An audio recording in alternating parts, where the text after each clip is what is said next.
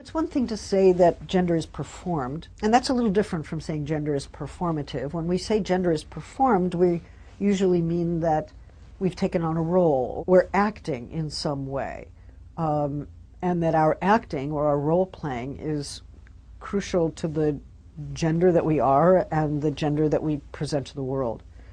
To say that gender is performative is a little different, because for something to be performative means that it produces a series of effects.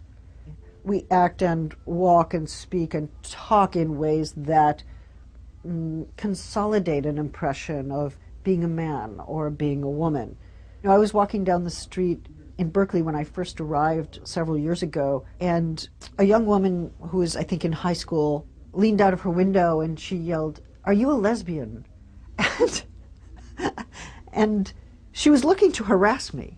Or maybe she was just freaked out, or she thought I looked like I probably was one and wanted to know. But instead I just turned around and I said, "Yes, I am." And that really shocked her. We act as if that being of a man or that being of a woman is actually an internal reality or something that's simply true about us, a fact about us. Actually, it's a phenomenon that's being produced all the time and reproduced all the time. So to say gender is performative is to say that nobody really is a gender from the start. I know it's controversial, but that's my claim. Think about how difficult it is for sissy boys, or how difficult it is for tomboys to function socially without being bullied, or without being teased, or without sometimes suffering threats of violence. Or without their parents intervening to say, maybe you need a psychiatrist, or why can't you be normal? So, you know, there are institutional powers like psychiatric normalization, and there are informal kinds of practices like bullying, which try to keep us in our gendered place.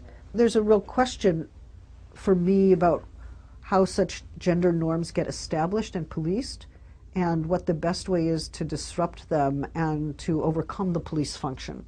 It's my view that gender is culturally formed, but it's also a domain of agency or freedom. It's most important to resist the violence that is imposed by ideal gender norms, especially against those who are gender different, who are non-conforming in their gender presentation.